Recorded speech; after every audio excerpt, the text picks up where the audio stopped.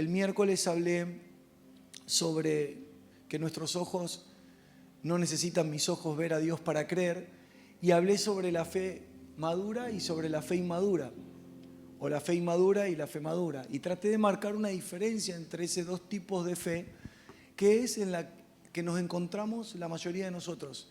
No hay un tercer tipo de fe en lo que yo entiendo. Nosotros estamos en dos tipos de fe. Una fe que está obviamente en el proceso de madurez, algunos que están ya un poco más maduros porque se han esforzado para eso, y otros que permanecen en una fe inmadura. Y entonces hablaba el miércoles que ese tipo de fe inmadura tiene un problema, y el problema, tiene varios problemas, pero uno de los problemas que tiene es que esa fe inmadura lo que hace es que tiene muchas mezclas con la razón. Es decir, es una fe que carece de identidad, es una fe que carece de autoridad, y es una fe que está completamente ligada ¿a qué? Está completamente ligada a las circunstancias. Así que tocarlo el que tenés al lado y decirle, nuestra fe está ligada a la eternidad, no a las circunstancias. Una persona que recién está comenzando en el camino del Señor, ¿me prestan atención? ¿Sí? Una persona que recién está comenzando en el camino del Señor puede ligar su fe a las circunstancias. Es decir, si Dios hace esto, entonces creo. ¿Por qué? Porque es como una fe, me gustaría que me presten atención a esto. Es como una fe inicial, es una fe para la salvación, es una fe para que empieza a desarrollarse, como cualquier ejercicio que nosotros podamos hacer. Es algo que comienza. Al principio cuesta creer, al principio nos cuesta acomodarnos, al principio, pero de a poquito vamos. El problema no es ese. Dios sabe cómo va a ser el progreso de nuestra fe. El problema es cuando la fe permanece inmadura durante muchos años. Eso genera mucha confusión en las personas, y más que nada en los creyentes, porque hay personas que miden la espiritualidad o la fe por el tiempo que están en una congregación. Entonces dicen, bueno, si esta persona hace, un ejemplo, 20 años que congrega, supuestamente es una persona de fe. Pero cuando alguien comienza a madurar, ¿qué es lo que empieza a ocurrir? Nos damos cuenta que la persona parece que es una persona madura, porque lo medimos por el tiempo que se congrega, pero nos encontramos que la persona tiene actitudes de alguien que pareciera que ni siquiera hace 2 meses, 3 meses que empezó a congregar. Y eso descoloca a muchos porque hacen la comparación y dicen, pero ¿cómo puede ser que esta persona tenga tanto tiempo de creyente y se esté comportando de esta manera? Bueno, el comportamiento está sujeto a la madurez. Por eso recuerdan lo que hablaba en la reunión pasada. Yo decía, traía a memoria y leíamos la palabra del apóstol Pablo cuando él dice, cuando yo era niño, hablaba como niño, pensaba como niño, pero un día llegué a ser adulto. Entonces cuando fui adulto, comencé a hablar como adulto, pensar como adulto, que no significa otra cosa que madurez. O sea, no significa otra cosa que madurez. Entonces esto genera mucho inconveniente entre nosotros porque empezamos a carecer ¿de qué? De modelos correctos. Y esto afecta todos los estados o todas las posiciones, no sé cómo sería correctamente la palabra correcta, en la congregación. Tenemos pastores inmaduros, líderes inmaduros, músicos inmaduros, congregantes inmaduros. No estamos hablando de malos, no estamos hablando de gente que es mala en su corazón, estamos hablando de inmaduros. Entonces, si le sacáramos el conflicto personal que nos genera como que uno se sintiera mal por lo que uno está hablando y lo llevara a la vida cotidiana, los que somos padres sabemos que nunca le daríamos cierta responsabilidad a nuestros hijos cuando tienen 5 años, cierta responsabilidad cuando tienen 10, cierta responsabilidad cuando tienen 15, ciertas responsabilidades cuando tienen 20, pero a partir más o menos de los 20, quizás un poquito antes, pero a partir de los 20 nosotros ya empezamos, ya sos grande o no. Ya sos grande, ya sabés lo que tenés que hacer. Y fíjense cómo cambia el lenguaje de un padre o de una madre. Al principio es, esto no podés, esto no lo podés hacer, esto no te lo puedo dar, pero después empieza a cambiar el lenguaje, es, ya estás grande. ¿Qué es lo que identifica el padre? Que tiene ya un comienzo o ya debería comenzar a madurar para ciertas responsabilidades. Cuando tenía 10 años, bueno, vamos a ordenar el cuarto. Esa misma frase, a los 30, es un caos, ¿no? O sea, si usted se lo cuenta a otra persona, lo primero que dice la otra persona es, me parece que tu hijo es un vago, ¿verdad? Bueno, cuando nosotros teníamos a nuestros hijos, a todos nos pasó esto, a la escuela, vamos, a la escuela. Ahora, esa misma frase de un padre o una madre diciéndole al hijo, vamos a la universidad, ¿se dan cuenta? Las cosas de niño no encajan en los asuntos de los maduros. Los asuntos de los niños no encajan en los asuntos de los maduros. Y entonces, ¿qué es lo que quiero tratar de traer a memoria o a la mesa en lo que estoy hablando, tranquilo y con la atención que ustedes me están prestando, y si tienen para anotar mucho mejor? Que lo que vamos a ver hoy es personas de muchos años, que no significa que sean maduras por los años que estén dentro de una congregación, y personas que hace menos tiempo que están, pero que tienen una velocidad, que no son maduras, pero que tienen una velocidad diferente. ¿Qué puedo hablar a favor de los que estamos hace años? Pues yo estoy dentro de los viejos. ¿Qué puedo hablar a favor de los que estamos hace años?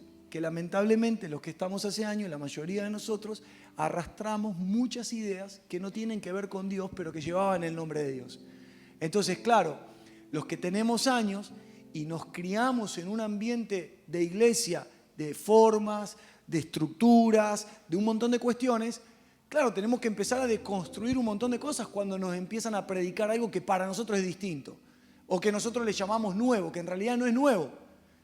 Lo que nosotros llamamos nuevo es, tal vez, en este caso, una predicación más exacta del Evangelio. Entonces nosotros llamamos nuevo porque nosotros no lo entendemos como exactitud, lo entendemos como nuevo. Entonces, claro, los que tenemos años tenemos que ir rompiendo lo que construimos, y para eso se necesita humildad. La humildad de dejar a un lado lo que sé para aprender de nuevo. Y no todo el mundo está preparado para eso.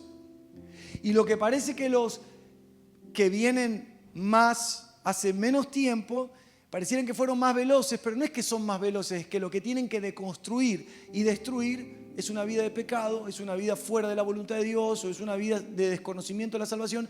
Entonces pareciera que son más rápidos porque van entendiendo o van aprendiendo lo que nosotros estamos entendiendo ahora. No hay ningún problema por eso. El primero que conoce eso es Dios.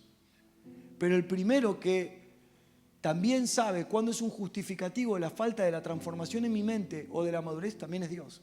Entonces Dios se presenta y nos dice, ok, hay un tiempo para todo. Hay un tiempo para, si quieren, caminar en un error, pero cuando Dios trae luz, Dios nos da la oportunidad para empezar a ver las cosas como las tenemos que ver. Entonces ahora comienza el tiempo de profundizar en lo que Dios nos está mostrando más exactamente. ¿Para qué? Para madurar en eso. Y después, una vez que estamos madurando, hay un tiempo para empezar a dar de eso que estamos madurando. Cuando nosotros detenemos el tiempo y no maduramos, somos un mal modelo para nuestras generaciones. Somos un mal modelo de Dios, porque la Biblia dice que los cielos cuentan su gloria, el firmamento habla de su grandeza, pero la única parte de la creación que tiene la responsabilidad o carga la imagen y semejanza de Dios, es decir, la exactitud de Dios, somos nosotros. O sea, Dios, la gente no va de alguna manera a adorar a Dios por la hermosura de un animal. Uno puede decir, si es creyente, va a decir, qué bárbaro el Dios creador, ¿cómo? Pero el que hace conocer a Dios a otro, por lo general es una persona, porque porta la imagen de un Dios invisible. ¿Los estoy aburriendo? Déjenme ir tranquilo y escuche esto, porque quiero... la predicación va a tratar de poner algunas cosas en orden en nosotros, algunos pensamientos. Así que no tenemos problema. Sí hay casos de gente que pareciera que tiene una actitud bastante mala, pero no estamos hablando de gente mala. Estamos hablando de gente inmadura. Y la gente inmadura, por consecuencia, terminará siendo mala para su familia, para la iglesia, para los hermanos. Pero termina siendo mala, ¿por qué? Porque está haciendo cosas que no tiene que hacer en ese momento.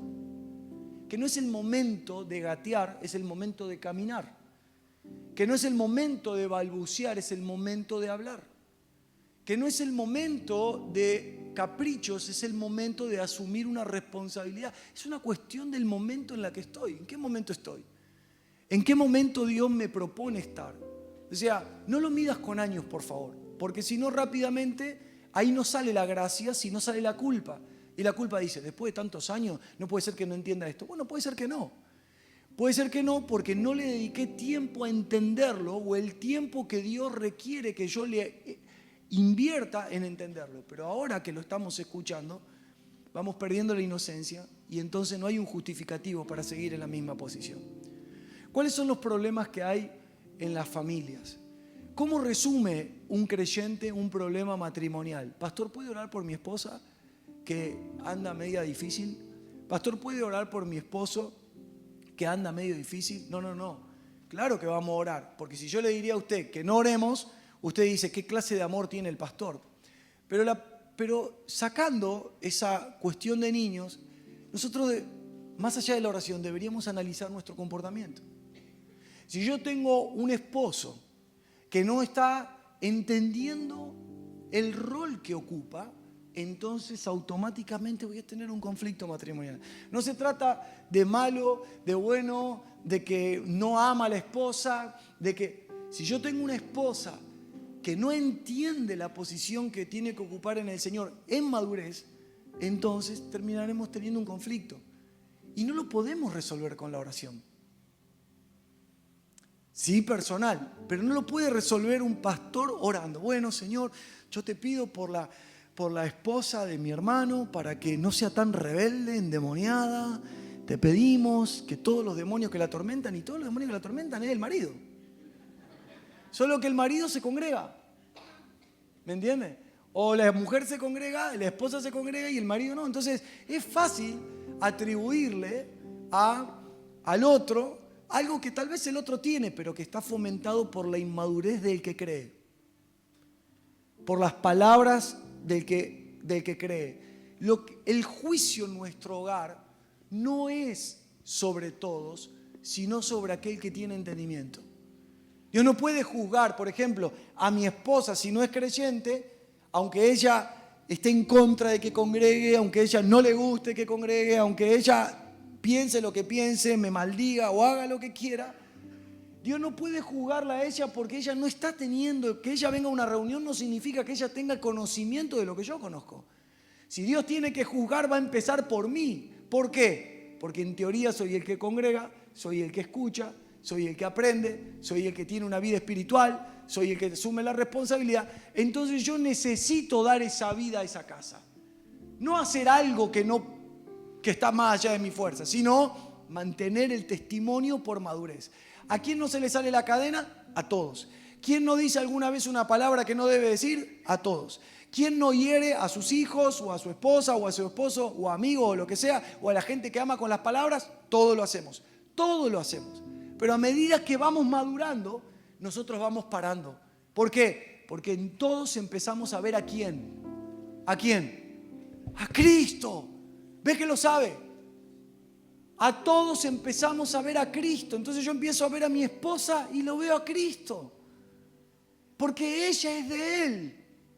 Y yo no puedo, aunque hay actitudes de ella que no son Cristo, sino es ella, aunque hay actitudes en mí que no son Cristo, si no soy yo, esa es la batalla que nosotros vamos a tener que enfrentar todo el tiempo por causa de la humanidad que tenemos. Pero eso no justifica que no madure para poder ver a Cristo en las personas. Hermanos, el tipo de fe inmadura siempre tendrá mezclas profundas con la razón y las mezclas producen inseguridad, producen falta de identidad espiritual, porque van a depender, como decía hace unos minutos atrás, de las circunstancias temporales más que de la voz de Dios. ¿Y quién está libre de esto?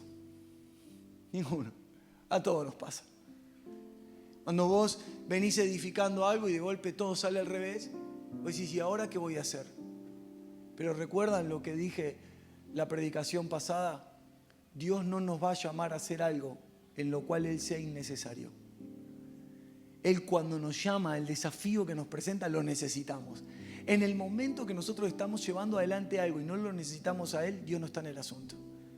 Nuestra vida es 24/7, los 365 días del año dependiendo de Él. No importa que estés de vacaciones, no importa que estemos en una bonanza financiera, no importa que estemos en medio de la escasez, no importa que estemos enfermos o sanos. El diseño de Dios para nosotros siempre ha sido este. Tienen que depender de mí las 24 horas, los 7 días de la semana. Las 24 horas no, pastor, porque hay 6 horas, 8 horas que duermo. No. La Biblia habla de que cuando nosotros estamos durmiendo, Él habla nuestros pensamientos. Así que no, nuestro espíritu nunca duerme, nuestro espíritu nunca está desconectado, nuestro interior siempre está conectado con Él, nuestro espíritu siempre está vivo con Él. Yo no sé si a alguno de ustedes le pasa, pero a mí me pasa, generalmente casi todas las mañanas, no pudiera decirle que todas, pero el 90% de las mañanas yo me levanto con una canción.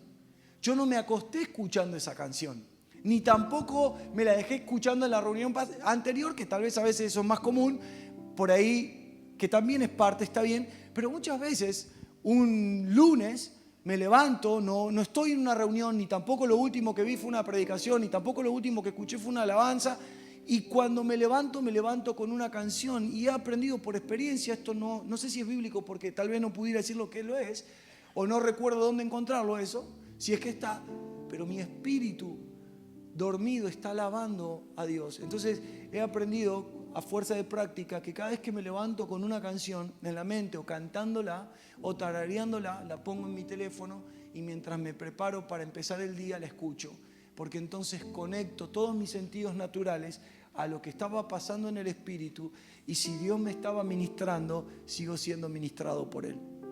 Nuestra vida es de Él. Yo lo veo menos entusiasmado, pero no importa. Nuestra vida es de Él. Los cortocircuitos en la vida, ¿sabe cuándo pasan? Cuando la razón ocupa el lugar que no corresponde. Nosotros hemos sido llamados a ser personas de fe, por eso mismo tenemos que madurar en la fe. No es la fe porque, bueno, y ahora vas a ver la fe que tengo y a ver, ¿qué querés ver? ¿Qué querés ver? ¿Querés ver cómo bajás de peso en 20 segundos? Ahora. Y entonces usted, no. Yo sé que usted ve videos en internet que lo motiva y dice, mirá cómo oró y bajó de peso. Bueno, vaya a que le ore y baje de peso, pero va a volver a subir porque para bajar se necesita disciplina y para subir se necesita descontrol, a menos que usted no tenga un problema hormonal o físico. Pero si usted no tiene un problema, si el único problema que tiene usted es boquitis, abiertitis, chocolatitis, heladitis, salamitis, todas esas cosas que empiezan así, entonces probablemente no es que necesitemos una oración, necesitemos control. Tocarle al que tiene al lado y decirle, ahí tenés la receta para bajar de peso. Disciplina, control. No tenemos cosas. O sea, no necesito fe para bajar de peso, ¿me entienden? Necesito fe para bajar de peso si Dios me habla y me dice que cuide mi cuerpo, y entonces yo necesito la fe para la disciplina y para obedecer a la voz de Dios. Mi fe no es para bajar de peso, mi fe es para obedecer. Ok, no nos metamos ahí, salgamos de ahí rápidamente. La razón todo el tiempo está en conflicto con la voz de Dios. ¿Me lo permite explicar? Porque creo que a todos los que estamos acá le está pasando esto. A todos.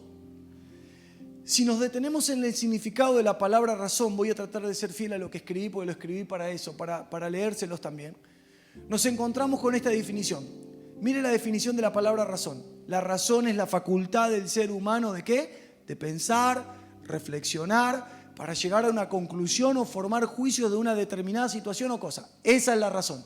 Parece que los tengo medio dormidos y creo que llegaron el fin de semana cansados. Tanto trabajo, estudio. Y bueno, no hay mejor lugar que este para dormir, pero sería bueno que para el ánimo mío usted se esté despierto un poco, ¿no? Mire qué buena definición lo tiene en la pantalla. La razón es la facultad del ser humano de pensar, reflexionar, para llegar a una conclusión o formar juicios de una determinada situación o cosa. La palabra razón proviene del latín ratio, rationis, no sé si lo pronuncio bien, que significa cálculo, razón o razonamiento. ¿Por qué vemos esto, que no es revelación sino es diccionario? ¿Por qué vemos el significado de la palabra razón? Porque con este significado en mente vamos a entender que la razón siempre nos limitará a la dimensión natural de la vida. Voy otra vez porque me parece que lo perdí. ¿Por qué buscamos este significado de la razón? Porque cuando buscamos el significado de la razón, tanto en un diccionario como si quieren en la Biblia, nosotros nos encontramos que la razón está limitada a la dimensión natural de la vida. Yo no le puedo pedir a la razón que me ayude a conocer a Dios. Dios no me dio la razón para conocer a Dios. Y acá quiero abrir algo aquí, algo interesante. En el ámbito natural, la razón no es enemigo de la fe. Prediqué sobre la coherencia. Para ser coherente necesito la razón. En parte necesito la razón. Ahora, en el ámbito natural, la razón no es enemiga de la fe, porque Dios nos ha dotado con la capacidad de razonar. Sin embargo, tenemos que tener en cuenta que la razón será, escuche esto por favor, y para si le sirve, la razón será esclava de los 5 sentidos naturales. Una persona que está solamente gobernada por la razón, solo por la realidad natural que lo rodea, terminará siendo víctima de las limitaciones que esta vida de la razón produce. Quiero sacar los demonios del medio, aunque los demonios aprovechan de esto.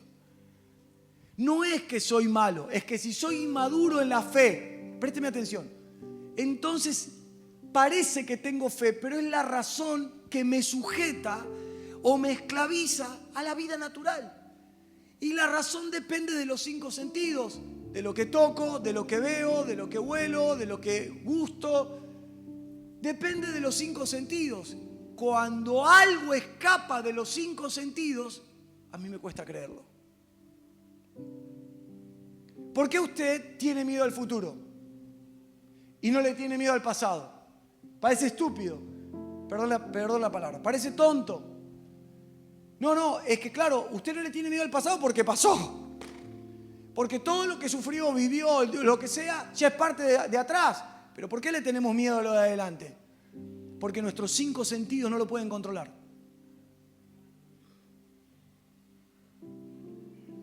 ¿Y qué es lo que pasa con la vida espiritual? Cuando la vida espiritual está manejada por la razón, son los 5 sentidos, lo que oigo, lo que veo, lo que toco, lo que gusto, lo que huelo, son los 5 sentidos que me tienen que traer el mensaje.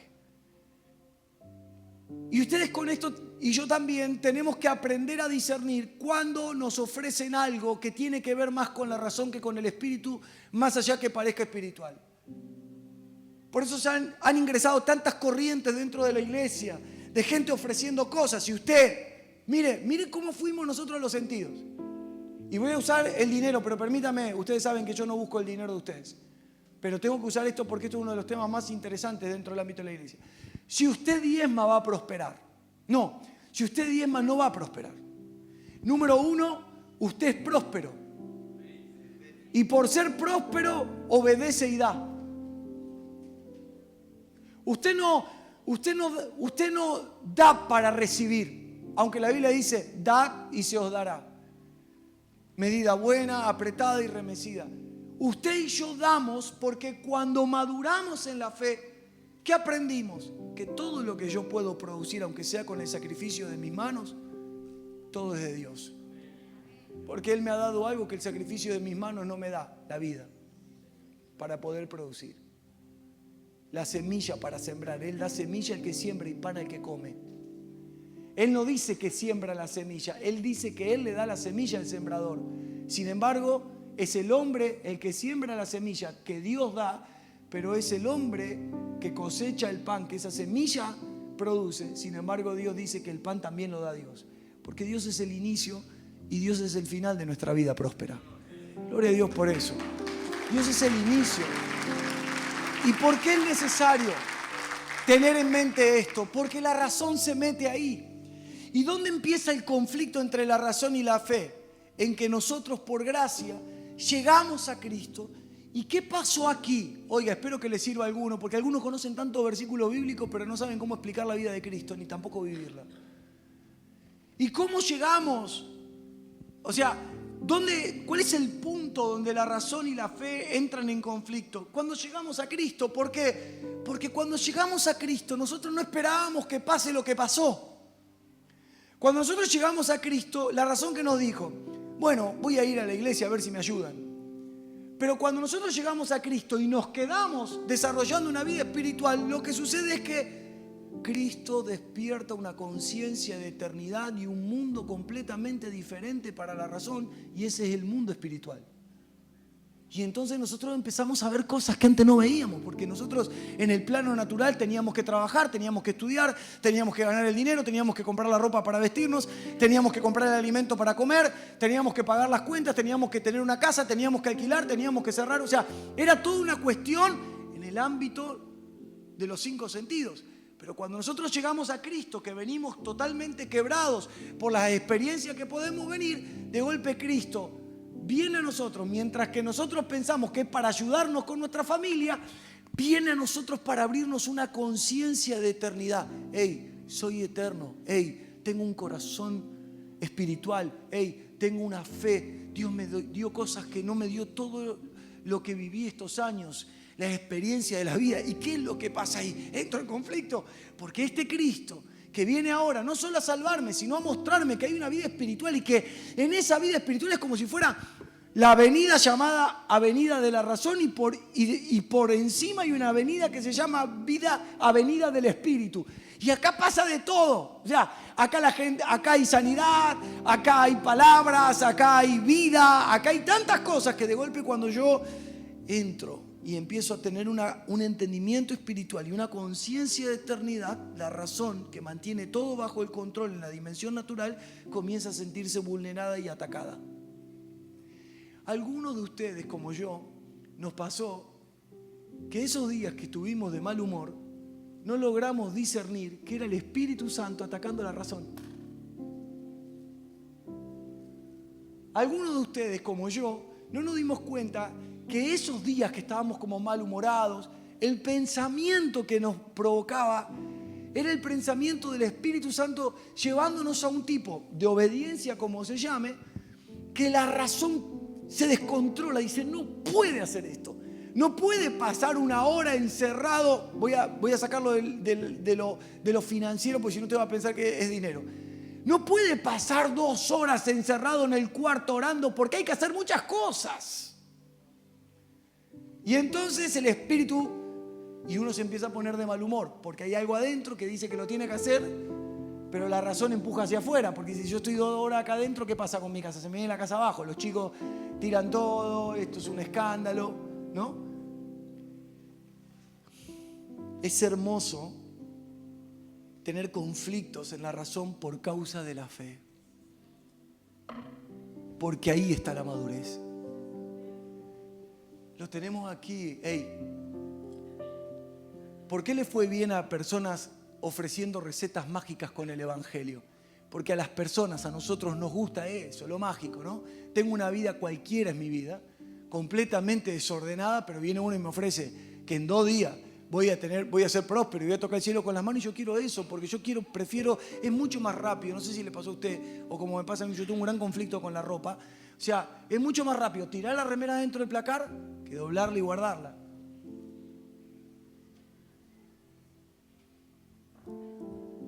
Entonces aparecen personas que ofrecen algo que no están acompañados con una vida de madurez.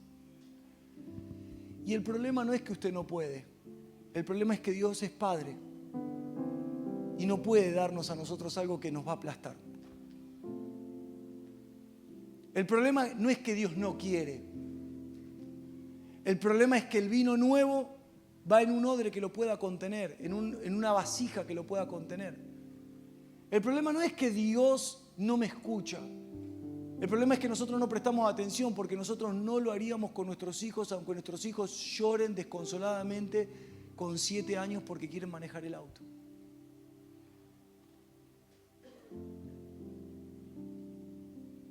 Hay una profunda inestabilidad en la inmadurez.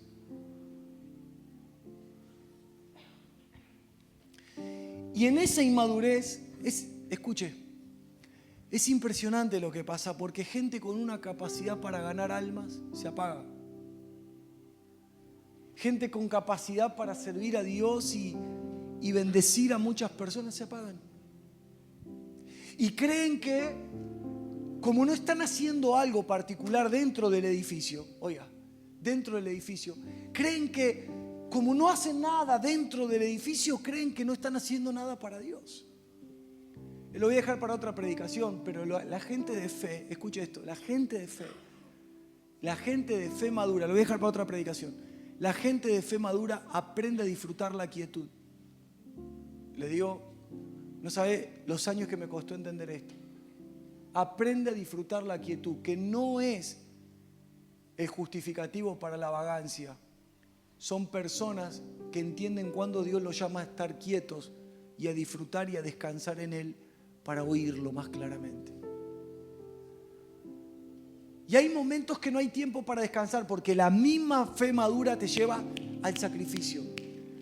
En estos últimos viajes donde uno, con otros más, no solamente yo, podemos llegar a pasar más de 24 horas despiertos desde el momento que salimos de la puerta de nuestra casa al llegar al destino, por las esperas, por esto, por aquello y los retrasos.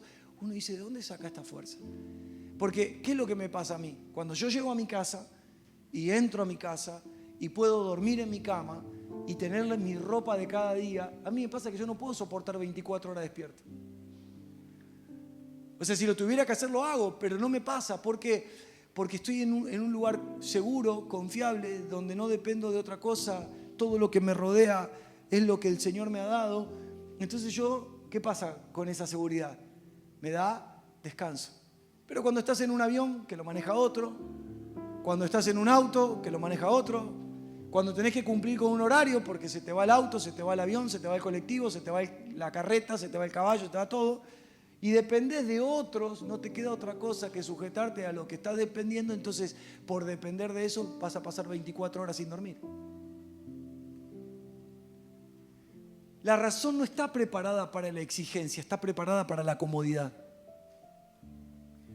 La razón no está preparada para soportar un culto de 5 horas, pero el Espíritu sí.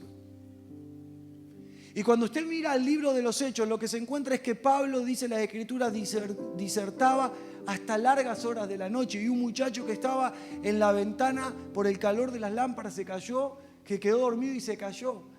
Porque el cuerpo, la mente humana, la mente natural, a todos nos pasa, a mí primero, no soporta estar tanto tiempo expuesto a una explicación. Pero hay un momento, hermano, que nosotros tenemos que apagar la mente para empezar a oír desde el Espíritu, porque hay un momento que hay que oír desde la mente, pero no de la razón, sino de una mente transformada. Y cuando se agota el músculo llamado mente, empezar a recibir todo en el Espíritu. Pero lo que no debemos hacer es desconectarnos de la palabra de Dios. Miren, los días más difíciles de nuestros, ¿saben cuáles son? Cuando nosotros terminamos la reunión, cerramos el capítulo de la reunión, ahora vamos a ver si venimos el miércoles y nos dedicamos a cualquier otra cosa y no le dedicamos tiempo a la palabra. Dios tiene abundancia de palabra para hablarte. Dios tiene abundancia de palabra para hablarte. No naciste para el diablo, naciste para Dios. No naciste para perderte, naciste para Dios. No habrá una parte del infierno que vuelva a tocar tu vida otra vez, porque no naciste para perderte, para perder el gozo. ¿Cuál es la razón por la cual no hay gozo en tu vida? ¿Cuál es la? No, lo que pasa es que sabe lo difícil que es criar a 25. Yo lo entiendo. Pero el gozo no lo perdiste cuando no te alcanzó para cuidar a los 25 hijos. ¿Sabes dónde perdimos el gozo nosotros? Cuando descuidamos la voz de Dios. Teníamos para criar a los 25 hijos, pero por criar los 25 hijos descuidamos la voz de Dios. Y cuando alguien descuida la voz de Dios, hermano, entra en pobreza. Teniendo trabajo o no teniendo trabajo, entra en pobreza. ¿Por qué? Déjeme darle una palabra que me va a jugar en contra, pero quiero que me juegue en contra. Quiero que me juegue en contra. Quiero que me juegue en contra porque es un desafío que me he propuesto de acá. Yo tengo 46 años, como máximo hasta los 50. No puede pasar de ahí. Por ahí me muero mañana, pero no tengo ningún problema porque morirme, encontrarme con él es lo mejor que me puede pasar en la vida después de tantos años. Pero creo que no me voy a morir. Entonces, de acá a los 50 años yo me propuse darle una frase ahora que usted cuando la escuche sabrá cómo la tomar. Quien pasa tiempo con el Señor se vuelve más tierno.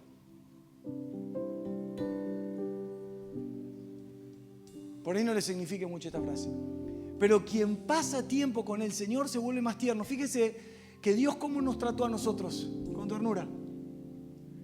Nos mandamos una macana de acá a Japón. Si nosotros fuéramos Dios, enviaríamos 157 rayos para quemarnos. Abriría la tierra, nos prendería fuego. ¿Y Dios qué hizo? Nos amó. Y nosotros, dice la Escritura, que estábamos muertos en delitos y en pecado, Él nos amó primero. Ustedes me aman a mí porque yo los amé primero. Y nosotros merecíamos castigo, pero nuestro castigo fue sobre Él. Y por su llaga nosotros fuimos curados. Y nosotros fuimos liberados. ¿Cómo nos trató Él? Con ternura. Con amor. Los que están aquí que vivieron la experiencia de alejarse de las cosas del Señor, fíjense que Dios nos alejó de ustedes y cuando volvieron, al principio, ¿qué es lo que nos choca al volver? Yo no me alejé del Señor, pero sí me alejé estando de su voluntad. ¿Qué es lo que, solo por la experiencia de lo que me cuentan, qué es lo que les cuesta a las personas? La razón, porque la razón dice, todo el mundo está hablando de vos. No hay nadie hablando de ahí, el mismo siempre. El que hablaba cuando antes que te vaya, el mismo que está hablando ahora que volviste. O sea, el mismo, no cambió. O sea, ¿y qué van a pensar? Toda la dimensión natural de la razón. Pero el Espíritu, ¿qué hace? Te llama. Y te dice, estás en casa, volvé. Acá estoy, en la familia de la fe, con todos mis hijos. ¿Me entienden? Entonces, quien pasa tiempo con el Señor se vuelve más tierno. Abrazar al que tenés al lado y decirle, yo voy a ser el próximo osito de peluche de la congregación. Es lindo, ¿no?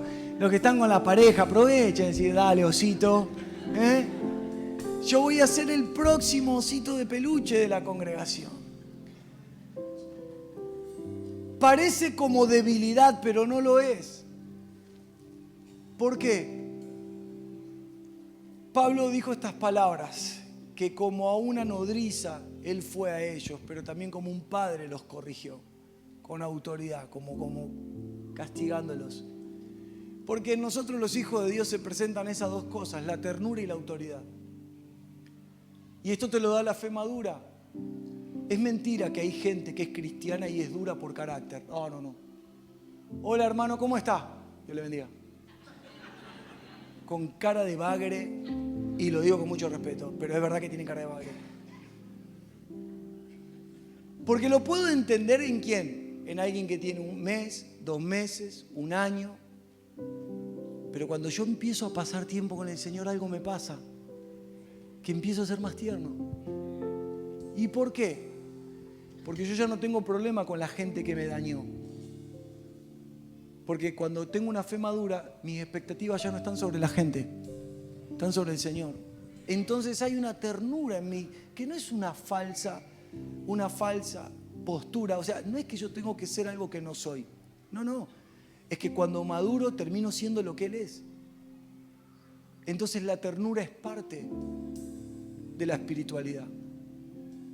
Por muchos años, escuchen por favor, por muchos años yo pensé que la rudeza era el camino para poner los puntos sobre la gente. No hay arma más letal para alguien que amarlo. ¿Me escucha? No hay arma más letal para alguien que amarlo. Creo que se está distrayendo. Me parece que voy a dejar la prédica acá porque no quisiera perder esta prédica por la distracción. No hay nada más letal que amar. Entonces, quien pasa tiempo con el Señor, pero en la dimensión natural esto no se entiende. Porque la dimensión natural, si nosotros tenemos una fe inmadura, mezclada con la razón, la razón que mantiene este pensamiento, a mí no me van a meter la pata, el perro otra vez. A mí no me van a lastimar otra vez.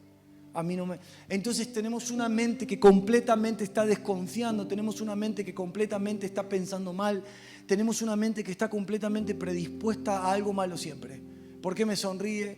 ¿Por qué se me acerca? Y es verdad que hay gente que es así, hay gente que es malintencionada, pero nosotros no fuimos llamados a cuidarnos de la gente, nosotros fuimos llamados a cuidar al Señor en nosotros y el Señor nos cuidará de todo aquello que se levante en contra nuestra.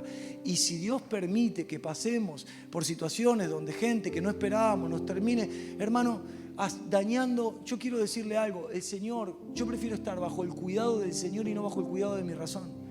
porque bajo el cuidado de mi razón yo terminaré lastimando a las personas, pero bajo el cuidado del Señor, el Señor me terminará protegiendo a 360 grados y nadie me va a poder tocar. No, mire, sáquele la autoridad, la razón de cuidar a su familia por medio de la razón, porque ¿sabe qué está haciendo usted y yo cuando estamos cuidando a nuestros hijos por la razón? Le estamos infundiendo miedo. Nosotros somos conscientes del peligro que hay en la calle.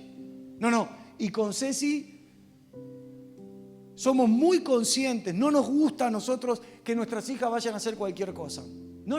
O que vayan y que hagan y que anden y que no. Nos gusta, aunque ahora están más grandes y ya le dimos un poquito más de espacio y estamos un poquito más relajados, pero yo le confieso que estamos un poquito más relajados, aunque estamos pendientes, no porque son más grandes y no porque confiamos solamente en ellas, sino porque pusimos nuestra confianza en el Señor. Pero hubo momentos que nosotros estábamos todo el tiempo perseguidos de que les podía pasar algo, de que podían tener un accidente, de que podían tener... Ahora, eso nos puede pasar hoy, aunque estemos confiando en el Señor, porque nadie está exento de nada. Pero si verdaderamente nosotros no somos irresponsables, ponemos la confianza que Dios cuida de nuestros hijos y nosotros aceptamos la responsabilidad de cuidarlo conforme a la voluntad de Dios y no conforme a la razón, para no trasladarle miedos, para no trasladarle nuestra angustia, para no trasladarle nuestros errores del pasado, para no ponerle nuestras inseguridades. Yo le estoy predicando a un auditorio que pareciera que no le pasa nada de esto. Gloria a Dios por ustedes. Para no trasladarle nuestros temores, que a nosotros el dinero no nos alcanza. Usted tiene que entender algo. A sus hijos no le va a faltar dinero. A sus hijos no le va a faltar fuerza. A sus hijos no le va a faltar nada de todo lo que nos faltó a nosotros. Porque ¿qué es lo que se espera? Que aunque nosotros abrimos el camino y todo nos costó el doble, lo que se espera es que nosotros seamos un modelo correcto para que ellos no tengan que tener los traumas que nosotros tuvimos. Porque si ellos tienen los mismos traumas que nosotros tuvimos porque no pudimos resolver por el temor y por la razón, el miedo que nos atormenta en el corazón, nosotros generaremos una generación que no conoce a Dios. Recuerda la palabra, la vez pasada lo hablaba con un hermano aquí, ahora no recuerdo, perdón, pero lo hablaba, sí, no están aquí los hermanos, lo hablaba con unos hermanos, lea la Biblia. La Biblia dice de que Josué fue quien metió a todo el pueblo a la tierra prometida. Ahora, la Biblia dice que Josué, una vez que ya estaba en la etapa final, lo que nosotros usamos como promesa no es tal. Perdóneme si alguno lo compartió estos días en las redes sociales, no digo que no lo comparta, pero no lo mires como una promesa. Dicen las Escrituras que Josué en un momento se paró, lo voy a decir con mis palabras, en un momento se paró y dijo esto: mi casa y yo serviremos al Señor. Y todos decimos amén. Pero en realidad la decisión que tomó Josué fue una decisión de alguna manera, y no estoy criticando a Josué, sino que digo, de alguna manera fue de un hombre que se centralizó en lo suyo. Esto es como que lo que nosotros llamamos promesa sea de esta manera. Mire, si yo me paro aquí, como lo he hecho en otras épocas, y como muchos pastores lo hacen hoy predicando, si yo me paro aquí y digo, hermano, usted haga lo que quiera, pero Cecilia y yo serviremos al Señor. Y alguno que está completamente en su mente viciado va a decir, amén, amén. No, ¿sabes qué te estoy diciendo? Si te tirás de un quinto piso es un problema tuyo, pero yo voy a servir al Señor. ¿Y cómo sabe, pastor, que Josué dijo esas palabras de esa manera y no en forma de promesa? Es cierto que mi casa y yo es una decisión de querer servir al Señor, pero con ustedes. Porque Cristo no es individualista, es corporativo, todos, hasta que todos lleguemos. Si yo tengo una mente individualista, ¿qué es lo que va a pasar con ustedes y con sus hijos? No van a conocer al Señor. Dice la palabra en el primer capítulo, si no me equivoco, del libro de Jueces, ustedes pueden buscarlo en su casa, que después de que murió Josué y todo lo de su generación, léalo en su casa, se levantó una generación que no conocía a Dios y hacía lo que bien le parecía. Oh, esto es tremendo. Vamos a frenar este espíritu inmundo, porque este espíritu inmundo está avanzando entre nosotros por causa de la razón. La razón dice no, pero cuando decimos no, estamos desobedeciendo la voz de Dios. La razón dice esto no.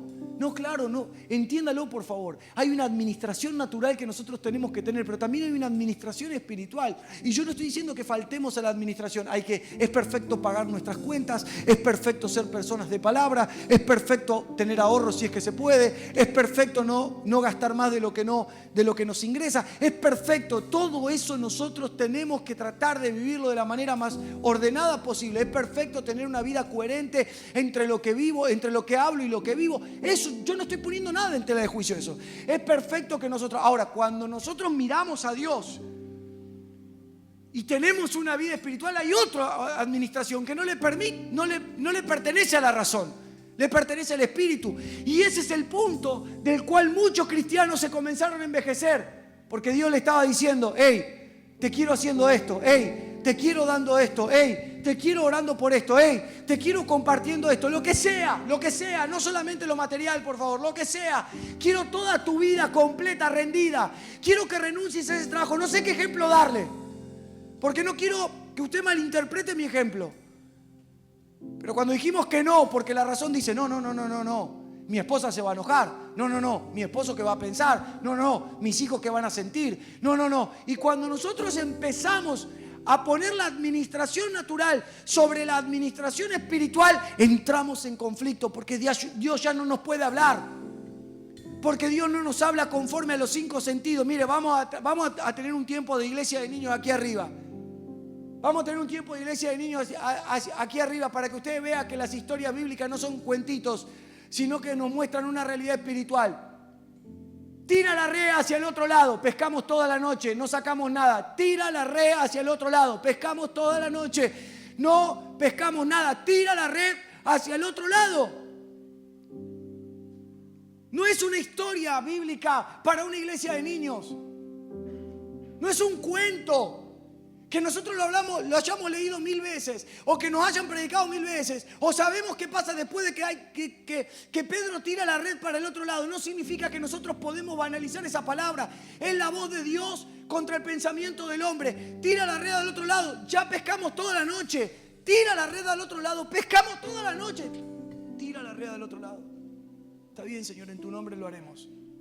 O sea, esa expresión no es una expresión de fe ni de obediencia.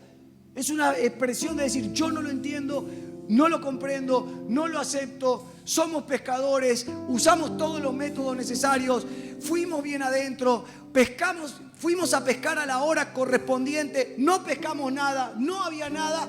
Ahora, en la orilla, de día, es imposible. Pero bueno, si vos lo estás pidiendo, lo vamos a hacer. Total, tiramos toda la red toda la noche y no pescamos nada. Tiremos la hora una vez más, no pescamos nada, sacamos la red y le demostramos a Dios que los que sabemos, que los que somos profesionales, que los que sabemos cómo llevar adelante una familia, que los que sabemos cómo administrar dinero, que los que sabemos cómo tener un matrimonio, que los que sabemos cómo cuidar a los hijos, que los que sabemos todo, le vamos a demostrar a este hombre llamado Jesús que está equivocado. Cuando tiro la red y saco los peces, me quedo sin palabras. Porque el gran problema de nuestra vida es: ¿hasta cuándo seguiremos resistiendo a lo que Dios nos está pidiendo?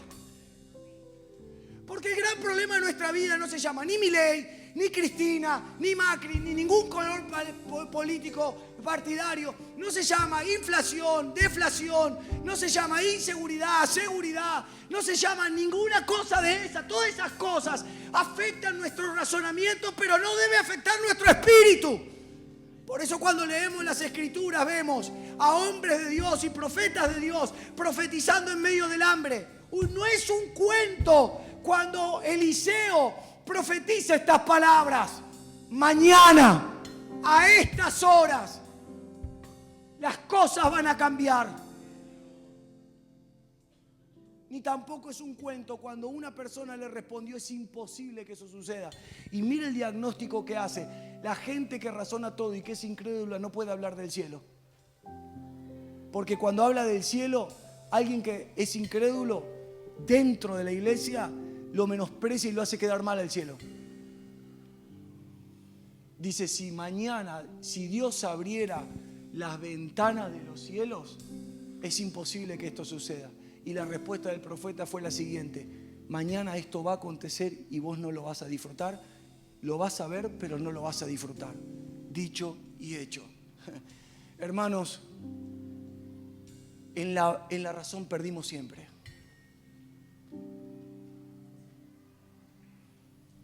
En la razón perdimos todas las batallas. En la razón fomentamos una fe inmadura que dependió del estado de ánimo de mi esposo para ser fiel a Dios, que dependió del ingreso financiero para congregar, que dependió del diagnóstico médico para estar fuerte o de ánimo. Y claro que hay noticias que vienen a nosotros que nos ponen de mayor ánimo, porque no podemos dejar de convivir con la vida natural. De hecho, Dios no tiene problemas que convivamos con la vida natural. Pero cuando vamos madurando en la fe, las cosas las ponemos en su lugar. Yo no sé si a usted le pasa esto, pero a mí me pasa que hoy me siento incómodo de hablar de fe con cristianos. No con todos, porque no es un problema de todos. Pero yo me siento incómodo animarme a hablar y decir, hermanos, ganaremos la ciudad entera para Cristo. Y que te digan amén, pero no lo están creyendo. Hermanos, nosotros podemos prosperar como nunca antes hemos prosperado. Y que te digan, sí, amén. Pero mañana las circunstancias digan, no. Quiero que te enojes en esta noche, pero no con alguien, no con Dios, no con el diablo, ni siquiera con vos mismo. Quiero que te enojes con ese pensamiento que dictaminó la razón. La razón, si nosotros la liberamos, nos dirá qué podemos hacer y qué no podemos hacer. Y cuando nosotros tenemos miedo de enfrentar ese pensamiento, es porque nuestra fe está tan inmadura. ¿Sabe qué siento yo mientras predico esto? Que hay mentes que no se animan a tomar una decisión porque seguramente cuando tomen la decisión lo que tanto temían les ocurra. Pero eso es perverso. Porque quiero que sepas que eso, si te tenía que pasar, te va a pasar, porque eso no escapa de la mano de Dios. Pero como la razón viene todo el tiempo diciéndote, no dejes solo a tus hijos en tu casa e ir a la iglesia, porque ¿qué va a pasar si alguien entra a robar? No dejes solo a tus hijos en tu casa. Y el día que decidiste, después de 20 años de miedo, agarrar y decir, listo, me voy a la reunión, porque en 20 años no pasó. Yo estoy casi seguro, tranquilo los que tomaron una decisión similar a esta, pero yo estoy casi seguro que algo pasa. Ahora, ¿podemos pensar esto juntos? ¿Qué pasa después de que eso pasa? Usted y yo nos ponemos más duros que antes. Y sin darnos cuenta, nosotros empoderamos el temor. Ahora le hago otra pregunta. ¿Qué pasaría si eso pasa, pero usted, frente a lo que pasó, dice, bendito sea el Señor, que me encontró esta situación difícil tomando la decisión que tenía que tomar, y aunque esto que está pasando me llena de culpa, descanso en su gracia, porque fue el día que decidí obedecer más allá del temor de la razón? Hay un día que hay que enfrentarlo, hermano. Hay un día que hay que enfrentarlo, hermano. Hay personas aquí que han tenido miedo de pasar hambre, y algunos de los que están aquí han pasado hambre, pero le quiero dar una noticia, está aquí. Y aunque no estés aquí como hubieras deseado estar, es decir, aunque haber pasado por esa situación no es nada gracioso, pero estás aquí. Entonces la pregunta es la siguiente: ¿qué pasará en los próximos años? En los próximos años pasará lo mismo que estuvo pasando ahora, con una diferencia, que ahora vamos a madurar para entender quién es el que está en control de todas las cosas. En los años anteriores Dios te estuvo cuidando, más allá de pasar lo que estuvo pasando. Entonces, ¿qué va a pasar en los próximos años? Dios nos va a cuidar. No le otorgues a la razón algo que le pertenece a la fe. Habrá dinero para la educación de tus hijos. ¿Se puede entusiasmar con esto un poquito, levantar sus manos? Habrá dinero para tus nietos.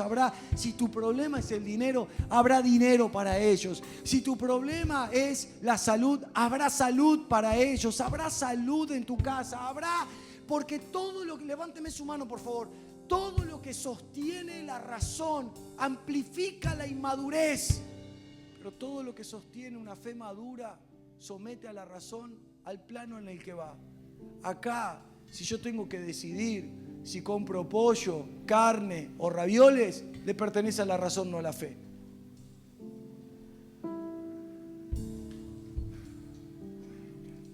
Le pertenece a la razón, no la fe.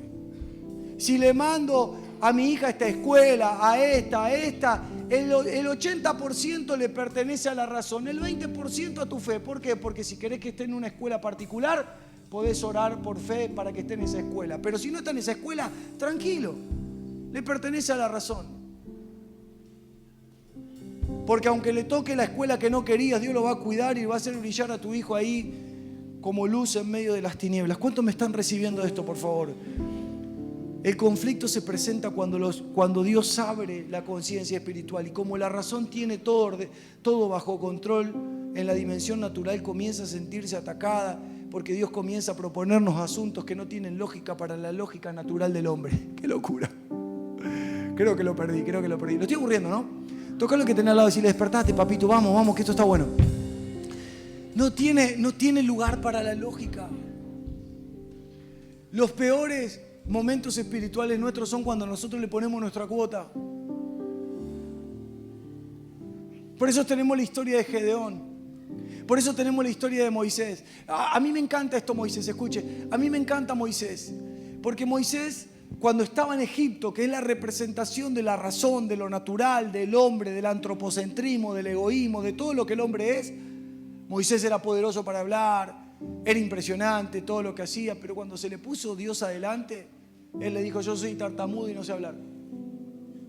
Porque realmente era tartamudo, pero su tartamudez aumentó cuando todo lo que él era no le sirvió. Yo creo que Dios te está... No. Yo creo que Dios nos está llevando a ese plano, a que ya no podamos depender de nosotros. ¿Cómo le predico esto? No estoy hablando de ser inconscientes, ni estoy hablando de hacer cosas que no debemos. Estoy hablando de hacer cosas que debemos porque Dios las pide, aunque la razón diga que no. Usted tiene que estar preparado que todo el mundo piense que usted está loco. Usted tiene que asimilar de buena gana que todo el mundo diga: te están lavando el cerebro. Usted tiene que entender, porque la dimensión en la que nosotros nos movemos es en la natural, pero la dimensión que nos gobierna es espiritual. Nuestras decisiones son por lo que Dios dice. Entonces nosotros bendecimos a nuestros enemigos y no lo maldecimos. ¿Qué hay en la dimensión natural? Enemigos. ¿Qué hay en la dimensión espiritual? No hay enemigos. Wow. Yo quiero darle esta palabra, por favor. Déjenme darle esta palabra. Está sucediendo. Mire, yo necesito toda la atención, por favor. Está sucediendo algo, lo puedo percibir en mi espíritu.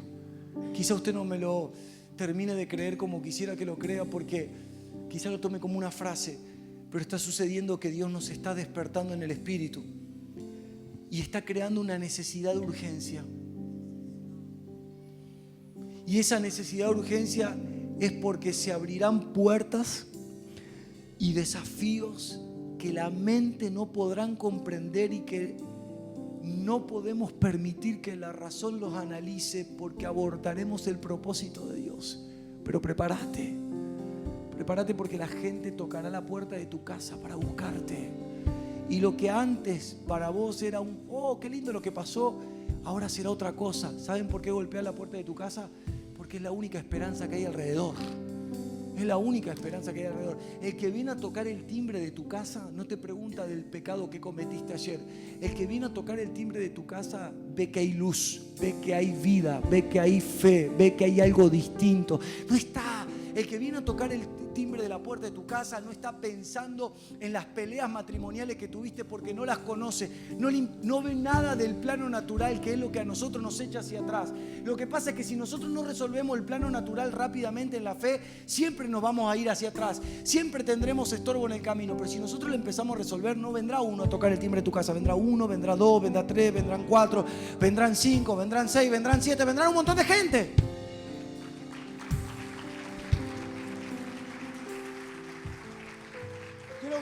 Quiero contarle esto porque tengo testimonio del Espíritu contarle. Pero para que usted vea la naturalidad con la que le estoy predicando lo que le estoy predicando.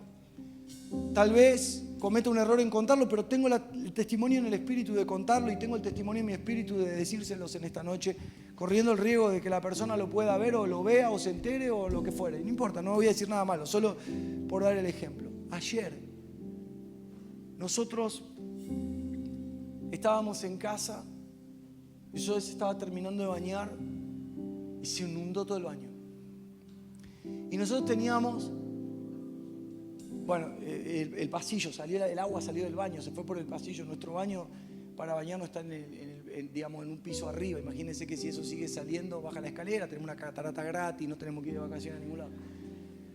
Pero claro, uno mientras se está bañando uno no sabe que se está inundando, se entera cuando sale y ve todo inundado. Así que, ¿cómo llegamos a la inundación del baño? Con toda la casa limpia. Esto es como cuando usted se baña para la reunión y se le acaba el gas y le queda el jabón en la cara. Que haga lo que haga, no se lo termina de sacar o no. Incómodo así. Con toda la casa limpia.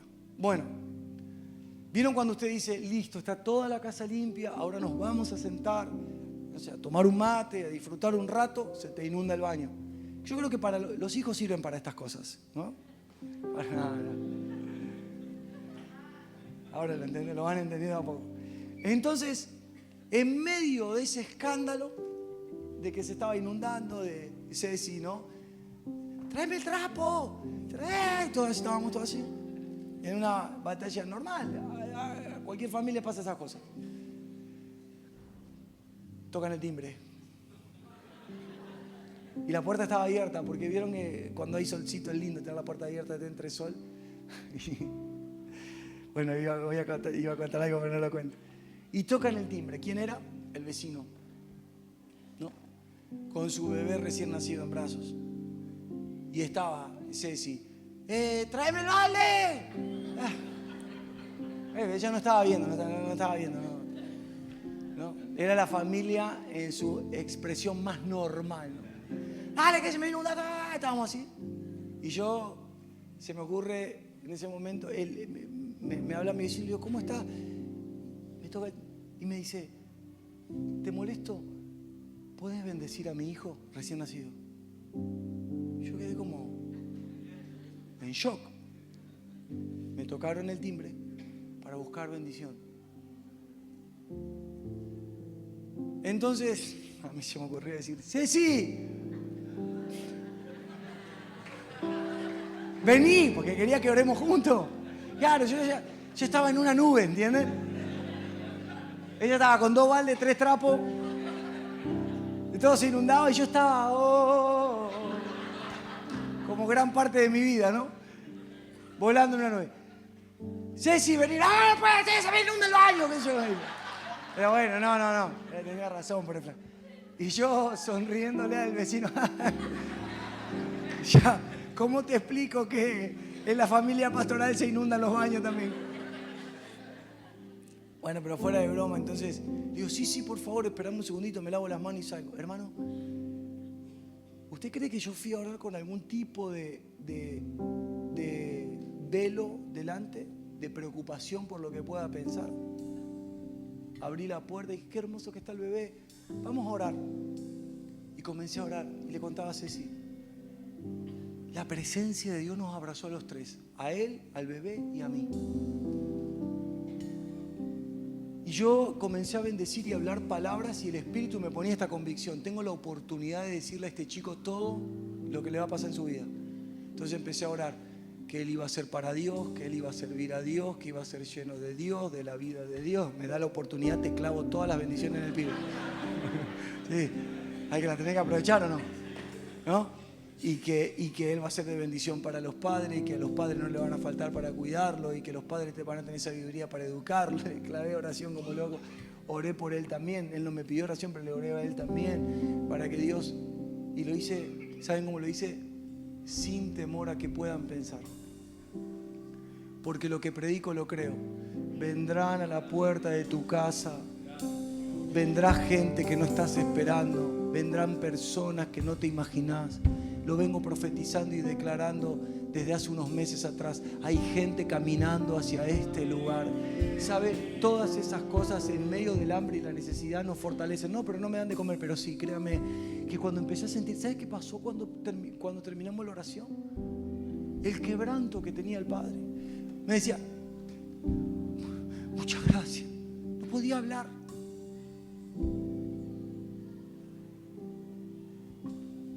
Porque no son las técnicas de cómo bendecir personas. Es dar lo que tenés en el Espíritu. Es darlo. ¿Qué van a escuchar? ¿Qué sé yo? No van a entender, no importa. Cuando Jesús eligió a los 12 discípulos, ninguno entendía nada, pero los 12 lo siguieron. Cuando Él le hablaba a la multitud no entendía nada, pero la multitud lo seguía.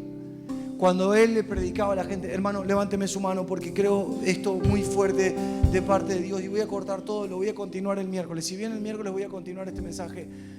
Hermanos, si maduramos en la fe, prepárate, porque el problema que hoy para tu vida y para la vida de tu familia es un problema, ya no será un problema. Póngase de pie, reciba esto por favor, porque lo veo muy fuerte, pero no se me distraiga, deje todas las cosas ahí y reciba esto en el Espíritu. Por favor, levánteme sus dos manos, vamos muchachos, lo necesito conmigo aquí.